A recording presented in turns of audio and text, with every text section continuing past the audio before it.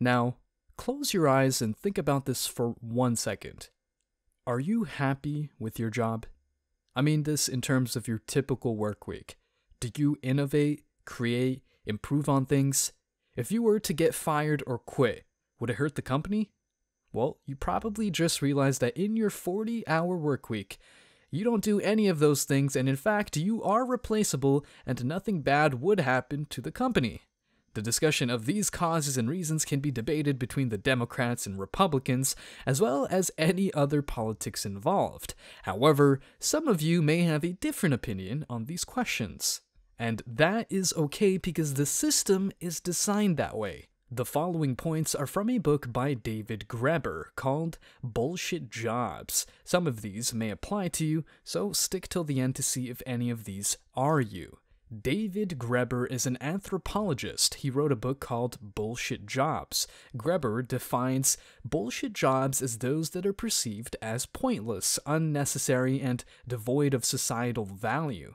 These jobs do not contribute meaningfully to the well-being of individuals or society, yet they exist and consume a significant amount of time and resources. Some examples given are doormen and chauffeurs. Graeber discusses 5 topics: flunky, duct tape, box thinkers, goons, and taskmasters. So without further delay, here are the breakdowns of each topic. The flunky is described as jobs such as doormen, chauffeurs, and receptionists are just jobs to make people feel better and can be easily replaced with technology, if it is even needed.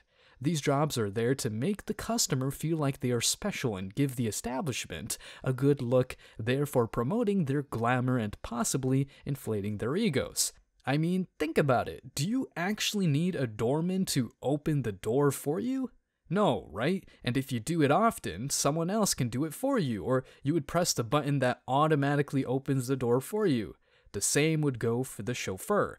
You can drive yourself to a destination. It would be the same route and time that the chauffeur would take you on, so why not just do it at your own comfort?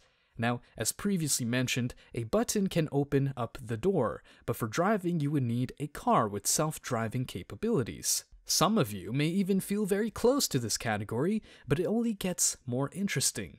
The duct tapers are a specific type of employee who finds themselves in a peculiar position within organizations. They are tasked with temporarily alleviating problems that, in reality, could be permanently fixed for greater efficiency and accuracy. Let's take the example of a manager responsible for inventory stock. Traditionally, this manager may spend a significant amount of time overseeing inventory and ensuring it is properly maintained. However, with advancements in technology and automated inventory systems, the need for such a dedicated manager may be diminished.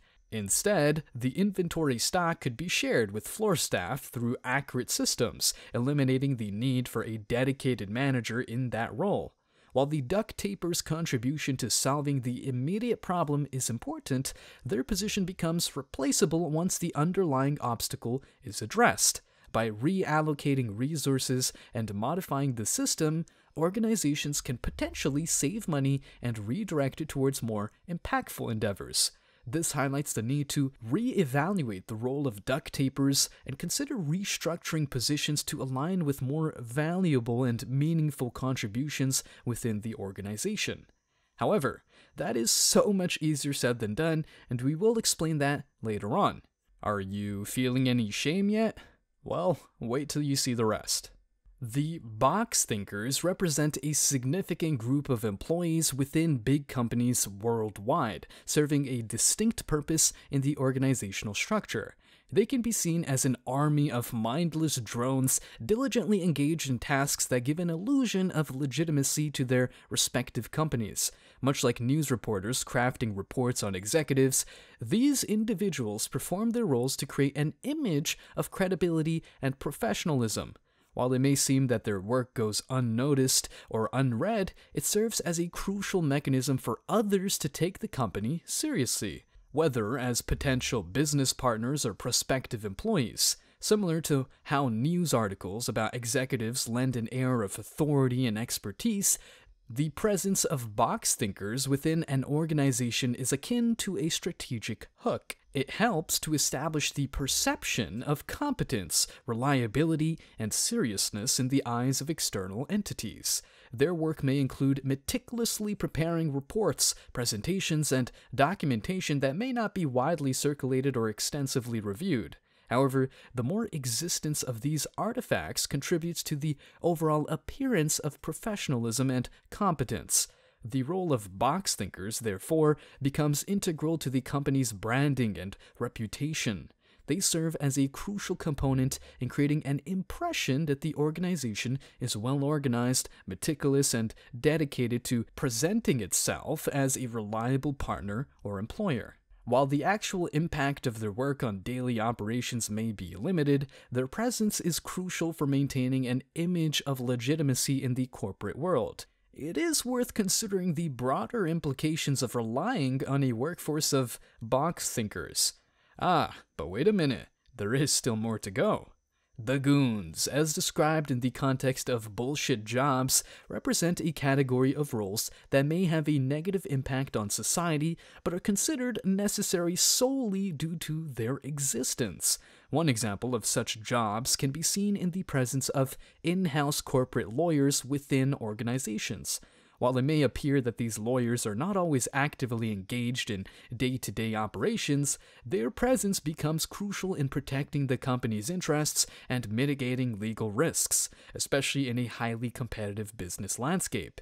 Consider the scenario where a company like Samsung faces a legal dispute with a competitor, such as Apple, over a seemingly trivial patent infringement claim involving a rectangular phone with rounded edges.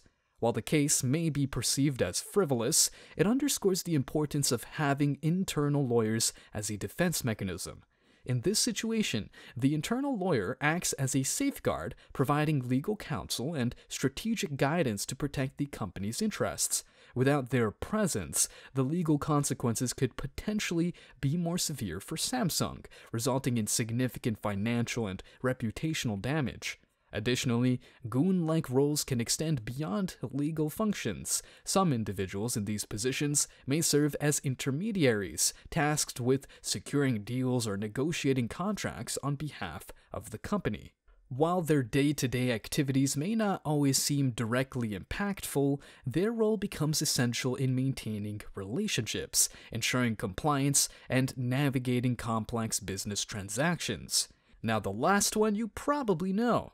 The taskmasters, as described in the context of bullshit jobs, are individuals who oversee and manage others, even when there is no real need for such supervision or coordination. While coordination and management are necessary in larger settings or complex projects, the existence of taskmasters overseeing small groups of individuals with the same job title can appear rather unnecessary and even counterproductive. However, these roles do exist in certain organizations, albeit with questionable justification. For instance, imagine a scenario where there are only 20 people with the same job title within a company. In such a context, the need for dedicated taskmasters overseeing each individual's work may seem redundant or excessive. These taskmasters essentially serve as overpaid cheerleaders, creating an illusion of importance and hierarchy by organizing meetings and check-ins for even the simplest of tasks. The primary function of these taskmasters is making people feel important and providing a sense of managerial oversight, even if their actual impact on productivity or quality of work is negligible. These meetings and check-ins may serve to fill up time, create an appearance of control, or reinforce a hierarchical structure within the organization. However, they often contribute little to the actual value, creation, or efficient functioning of the team or project. In evaluating the necessity of taskmasters, organizations should carefully consider whether the benefits derived from their roles truly outweigh the associated costs. The resources allocated to these positions, including the financial compensation and time spent in meetings, could potentially be utilized more effectively elsewhere. Companies may find value in reevaluating the role of taskmasters and exploring alternate management approaches that empower individuals. promote autonomy, and foster a culture of self-accountability. By embracing flatter organizational structures and promoting trust among employees, organizations can create an environment where individuals can excel without excessive oversight. Did you feel like any one of these ones? So, how did the majority of these start? Well, these job types really all started with the Soviets. In the Soviet Union, the belief was that every citizen should have a job and contribute to the collective goals of the state. This belief was deeply rooted in the principles of Marxist-Leninist ideology, which formed the foundation of the Soviet system. According to Marxist theory, work was seen as a fundamental aspect of human existence and a means of fulfilling one's potential and contributing to society. In the Soviet context, this notion was further emphasized as part of the broader goal of building a socialist society. The Soviet Union aimed to create a society in which each individual would actively participate in the labor force, and everyone would have the opportunity to contribute their skills and efforts towards collective welfare. The Soviet government implemented various policies to ensure that employment was widespread and accessible to all citizens.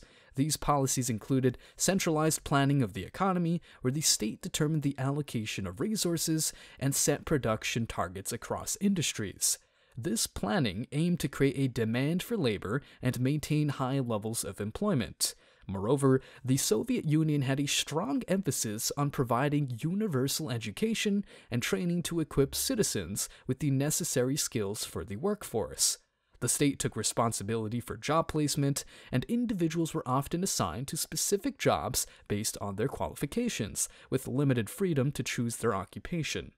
The belief in full employment and the duty of every citizen to have a job was deeply ingrained in Soviet society. It was viewed as a crucial aspect of achieving the socialist ideal, fostering collective prosperity and building a classless society. The state provided various social benefits and guarantees, such as healthcare, housing, and pensions, which were tied to an individual's employment. However, it is important to note that while the Soviet system aimed to provide employment for all, there were instances of inefficiency, mismatched job assignments, and bureaucratic hurdles. The focus on quantity rather than quality in terms of job creation sometimes led to the proliferation of unproductive or make-work positions, which did not necessarily contribute meaningfully to the economy or individuals' well-being. Ultimately, the belief in providing jobs for all citizens in the Soviet Union reflected the broader principles of socialist ideology and the goal of creating an egalitarian society where work was considered a fundamental right and responsibility. As far as today goes, if you want to set up a factory, the government has strict regulations and rules you must follow, such as placing it in a specific designated area and paying the taxes and fees needed to run that factory. That is why sometimes these jobs are actually crucial to the survival of the factory, because the workers can help alleviate some of the responsibilities and actually work better than if it was one person managing all the technologies needed to run it. So, what is the fix? The real way to fix this is either start a side hustle and make a passive income, or just suck it up and deal with it. It's honestly your choice. Thank you so much for watching until the end of this video. If you liked this video, be sure to check out this video right here.